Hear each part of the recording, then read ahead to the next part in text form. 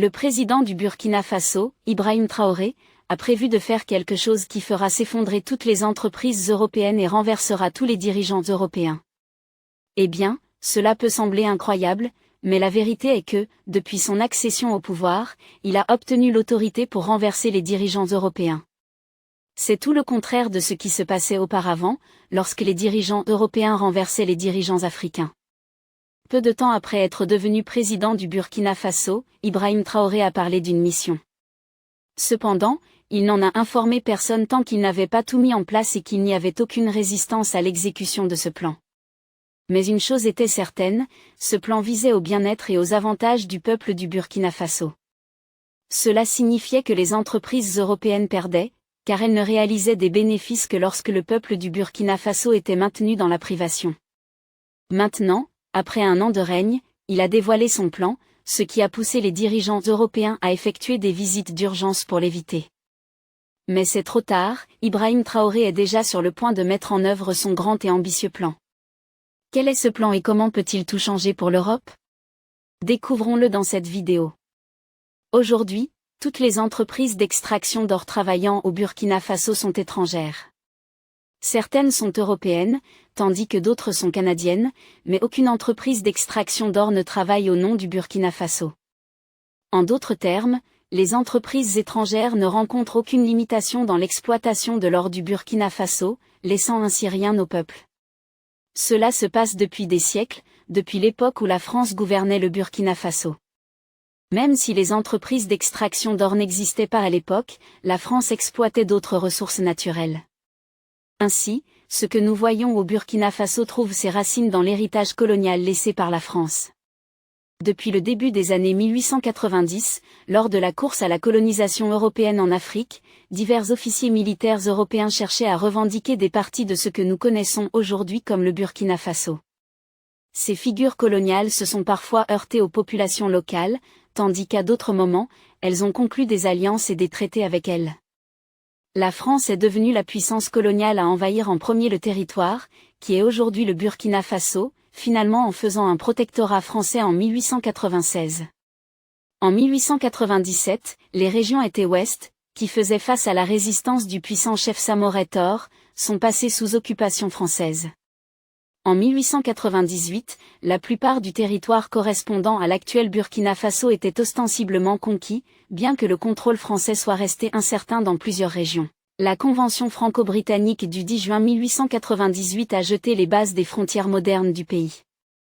Une lutte pour la domination sur les communautés locales et les pouvoirs politiques a persisté pendant environ 5 ans. En 1904, les régions relativement pacifiées du bassin de la Volta ont été intégrées dans la colonie du Haut-Sénégal et Niger de l'Afrique occidentale française, avec Bamako comme capitale. Le français est devenu la langue de l'administration et de l'éducation coloniale. Bien que le système d'éducation publique ait eu des débuts modestes, l'enseignement supérieur a été offert pendant plusieurs années pendant la période coloniale à Dakar. Secrètement, la France avait déjà commencé à exploiter le Burkina Faso. Pendant son règne sur le Burkina Faso, la France a largement exploité les ressources naturelles du pays en utilisant diverses méthodes pour accumuler de la richesse et établir une domination économique. Un accent particulier a été mis sur l'exploitation du secteur agricole du pays, en particulier la production de coton, qui est devenue une culture rentable importante pendant la période coloniale. Les autorités françaises ont mis en place des mesures coercitives pour augmenter la production de coton, souvent au détriment des communautés locales, orientant ainsi la richesse agricole au profit de l'économie française. Le régime colonial a également exploité la richesse minérale du Burkina Faso, y compris des ressources précieuses comme l'or et d'autres minéraux. Vous voyez, la France avait des visées sur les minéraux dès le début. Ces ressources étaient extraites et renvoyées en France, contribuant à la croissance économique de la puissance coloniale tout en offrant des avantages minimes à la population locale. La France a également exploité les réserves abondantes de bois du Burkina Faso et d'autres ressources naturelles. Le bois était récolté et exporté, renforçant l'économie française et le progrès industriel, bien que cela ait entraîné une dégradation de l'environnement au Burkina Faso. De plus, la France dépendait fortement de la main-d'œuvre au Burkina Faso pour l'extraction et le traitement de ses ressources naturelles. Les travailleurs, souvent soumis à des conditions de travail difficiles, recevaient une rémunération insuffisante, perpétuant l'exploitation économique et aggravant la pauvreté parmi la population locale. Ce qui est tragique, c'est que la même exploitation des ressources et de la main-d'œuvre persiste au Burkina Faso de nos jours. Vous devez savoir que ce n'est pas à cause du Burkina Faso, mais à cause des entreprises étrangères. Comme ces entreprises n'ont jamais permis au Burkina Faso de se développer, il n'y a pas d'emploi pour les jeunes. Par conséquent, ils sont contraints de travailler comme ouvriers sur les sites miniers, dans des conditions des plus horribles. Nous vous avions déjà dit que seuls les maîtres ont changé.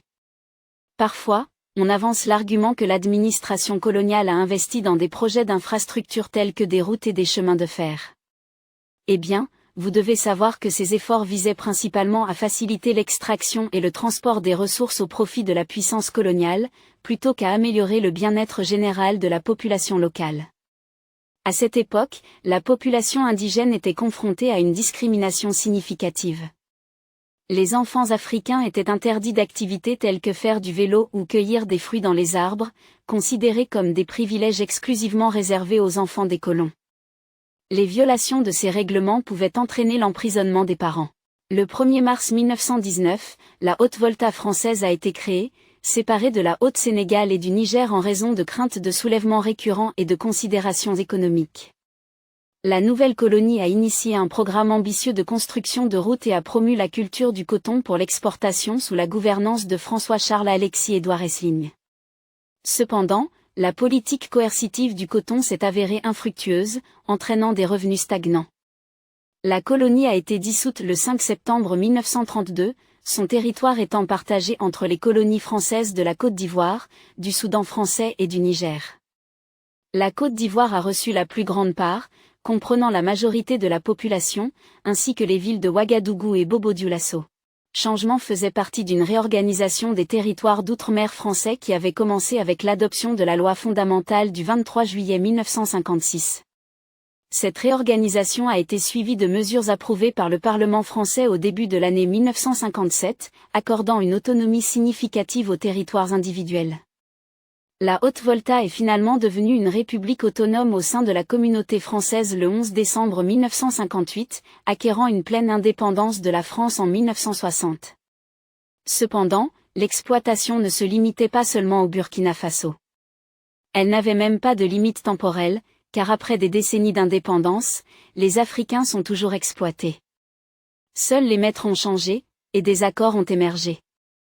Autrefois, si les maîtres coloniaux régnaient sur les pays africains sans consentement, aujourd'hui, les entreprises européennes exploitent les ressources africaines, obtenant le consentement des dirigeants corrompus et concluant des accords. Mais la situation du peuple d'Afrique reste la même. C'est pourquoi, lorsque l'on voit les conditions de travail et l'exploitation qui perdurent en Afrique aujourd'hui, il est difficile de dire s'il s'agit toujours d'une colonie ou non. Tout au long de l'histoire, les Africains ont risqué leur vie pour extraire des ressources précieuses, souvent en ayant recours à des méthodes mortelles telles que l'utilisation de mercure dans les opérations minières à petite échelle. Malheureusement, les fruits de leur dur labeur sont saisis par des intermédiaires qui acquièrent ces ressources à des prix considérablement réduits. Ces intermédiaires revendent ensuite ces ressources sur les marchés occidentaux, récoltant d'importants profits qui restent en Europe et en Amérique. Mais le capitaine Ibrahim Traoré ne peut plus tolérer cela. Il a exprimé son inquiétude et son malaise face aux conditions difficiles auxquelles sont confrontés de nombreux Africains impliqués dans des opérations dangereuses d'extraction d'or. Malheureusement, ils reçoivent une rémunération minimale lorsqu'ils vendent leur production sur le marché africain. En conséquence, cet or est exporté vers les marchés occidentaux, générant d'importants profits pour d'autres tout en négligeant les besoins des communautés locales. Cette pratique entrave non seulement la création d'emplois, mais elle entrave également le développement global car l'argent est détourné de la circulation. Vous devez savoir que le Burkina Faso est confronté à un défi majeur, en particulier en ce qui concerne les entreprises étrangères qui détiennent presque toutes les mines d'or. L'une de ces entreprises minières éminentes est Endeavour Mining.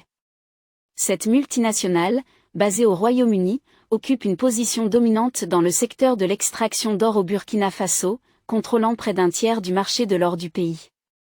Pour compliquer davantage les choses, Endeavour Mining a acquis la mine de Mana en juillet 2020 dans le cadre de son rachat de la société aurifère basée au Canada, Simafo.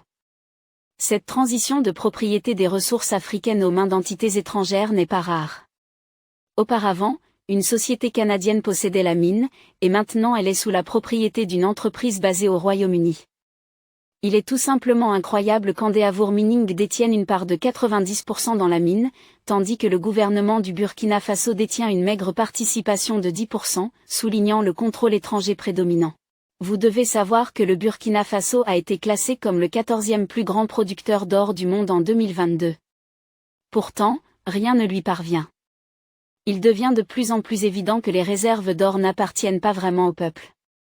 La majorité des entreprises multinationales qui exploitent ces ressources proviennent de partout sauf du Burkina Faso, le gouvernement détenant une part mineure qui peut être facilement achetée. C'est ironique que ces entreprises étrangères détiennent presque toutes les mines d'or au Burkina Faso et bénéficient du plein soutien du gouvernement. Cela s'explique par le fait que les anciens dirigeants corrompus ont conclu des accords à long terme pour leurs propres intérêts. De plus, ces entreprises étrangères vendent les mines d'or qui appartiennent au Burkina Faso à d'autres entreprises, comme si elles en étaient propriétaires. Pendant tout ce temps, les jeunes travaillant dans les conditions les plus horribles dans ces mines ne voient que leur maître changer. En conséquence, le peuple a un contrôle minimal sur son propre or et ne peut même pas profiter de ses propres ressources. C'est pourquoi le gouvernement a récemment dû acheter 200 lingots d'or à Endeavour Mining au lieu d'utiliser son propre or, payant pour le même or que ces entreprises extrayaient des mines au Burkina Faso. N'oubliez pas de liker et de partager la vidéo, et abonnez-vous à notre chaîne pour regarder plus de vidéos sur la culture noire, l'histoire, la civilisation et l'identité. Continuons maintenant. C'est pourquoi Ibrahim Traoré du Burkina Faso a décidé d'agir. Il ne peut pas supporter de voir son peuple réprimé et exploité par des entreprises étrangères au XXIe siècle. Par conséquent, il a décidé de créer une entreprise d'État qui supervisera toutes les entreprises étrangères au Burkina Faso. Oui, tous les accords précédemment conclus seront renégociés par cette entreprise. Ibrahim Traoré sait comment les entreprises étrangères ont offert des avantages lucratifs aux dirigeants précédents en échange d'autorisations minières. Comme ils étaient manifestement injustes, ils doivent être renégociés. Cela signifie que les entreprises étrangères seront remises à leur place et on leur dira qu'elles sont des étrangères au Burkina Faso. Non seulement cela, mais des taxes leur seront imposées, comme le font tous les pays indépendants et puissants. Toutes ces années d'exploitation doivent être réparées. Maintenant, le capitaine Ibrahim Traoré va commencer à tout inverser. Auparavant, les habitants du Burkina Faso étaient perplexes de constater qu'en dépit de leur richesse en ressources naturelles, ils étaient toujours plongés dans la pauvreté. Eh bien, il est vraiment dévastateur de savoir qu'en dépit d'être le 14e plus grand producteur d'or mondial, le Burkina Faso continue de lutter contre des défis économiques. Avec des sociétés multinationales possédant leur or et ne réinvestissant pas les bénéfices dans le pays, ce sont le Canada et le Royaume-Uni qui récoltent les avantages. Cela devient évident lorsque l'on considère les maigres contributions que ces entreprises apportent par le biais de leurs efforts en matière de responsabilité sociale des entreprises. Mais Ibrahim Traoré a déclaré que de telles pratiques ne sont plus acceptables. Mais comment ce changement sera-t-il réalisé? Eh bien, c'est là qu'il faut connaître le plan principal du capitaine Ibrahim Traoré. Ibrahim a vivement condamné le traitement réservé aux pays africains, le qualifiant de modèle d'impérialisme brutal. Il a souligné que malgré l'abolition formelle de l'esclavage en Europe et aux États-Unis, les Africains endurent toujours des conditions semblables à l'esclavage moderne en raison du contrôle étranger sur les mines d'or. Il a soulevé des questions provocantes sur les mineurs, leurs familles et l'exploitation à laquelle ils sont confrontés. Il a dénoncé l'injustice de leur travail, soulignant que quel que soit le montant d'or qu'ils extrayaient, les profits bénéficiaient finalement aux puissances européennes qui détenaient les droits miniers. Cette domination structurelle de l'Europe a considérablement façonné le secteur de l'extraction de l'or au Burkina Faso. Il a dévoilé des plans pour la création d'une entreprise d'État qui prendra le contrôle de tous les sites miniers au Burkina Faso, en particulier les mines d'or. Cette démarche vise à apporter un changement radical qui éliminera les entreprises européennes de l'équation. Oui, il s'agira d'une nationalisation des mines d'or qui conduira finalement à l'octroi de droits miniers limités aux entreprises étrangères. Mais cela ne se produira que si ces entreprises promettent de développer l'industrie minière du Burkina Faso, rendant l'entreprise d'État autonome dans le domaine minier. Ce que fera cette entreprise d'État est extraordinaire.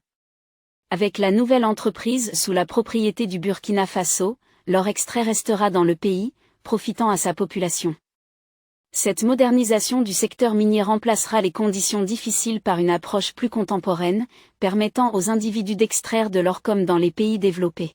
Vous devez savoir que dans les mines d'or gérées par des entités européennes, une réalité très différente se dessine, où les vies non seulement ne progressent pas, mais empirent souvent. Mais avec l'introduction de la nouvelle entreprise, le Burkina Faso vise à créer des opportunités d'emploi pour sa jeunesse.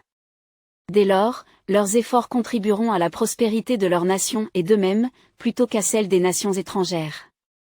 Ibrahim a révélé que le Burkina Faso introduit APEC, une initiative visant à redéfinir les entreprises dans le pays. Le motif derrière cette initiative découle de la détention par le Burkina Faso de matières premières pour une gamme diversifiée de produits, bien qu'ils dépendent actuellement des importations pour des biens finis qui pourraient être fabriqués localement. Lors de cette proclamation, il a prononcé une déclaration qui a résonné dans toute l'audience. Il a affirmé que la lutte du Burkina Faso n'est pas isolée. Elle représente un combat collectif pour l'ensemble du continent africain. En essence, les mesures prises par le Burkina Faso devraient être suivies par les dirigeants d'autres pays africains pour se libérer de l'emprise des anciennes puissances coloniales et de leur contrôle. C'est ce dont a besoin l'ensemble du continent africain. Tout comme les vagues de coups d'État ont pris les anciens colonisateurs européens par surprise, ce mouvement le fera également. Le capitaine Ibrahim Traoré est devenu l'homme qui fait comprendre aux dirigeants africains qu'ils ont le pouvoir. S'ils le souhaitent, ils peuvent mettre fin à l'exploitation en un rien de temps. Cela signifie que les puissances impériales européennes cherchant à affaiblir le Burkina Faso devront faire face à un défi de la part de l'ensemble du continent africain. Même s'ils essaient d'employer des tactiques non éthiques pour contrôler un seul pays, de telles tactiques ne sont pas réalisables lorsqu'il s'agit de l'ensemble du continent africain. Mais l'or peut-il développer le Burkina Faso? Eh bien, pour le savoir, il faut connaître la quantité d'or qu'il détient. Le Burkina Faso est le 4e plus grand producteur d'or d'Afrique. Aux côtés de l'or, la production minérale du Burkina Faso tourne autour de divers matériaux tels que le ciment, la dolomie, le granit, le marbre, le phosphate, la pierre ponce, divers matériaux volcaniques et le sel. Le Burkina Faso se classe au 14e rang mondial des producteurs d'or, avec une impressionnante production de 70 000 kg d'or en 2022. Cependant, rien de tout cet or ne reste au Burkina Faso, et les paiements qui en sont faits sont loin d'être équitables. Au lieu de cela, tout l'or est dirigé vers des entreprises européennes qui exploitent l'or et d'autres minéraux du pays.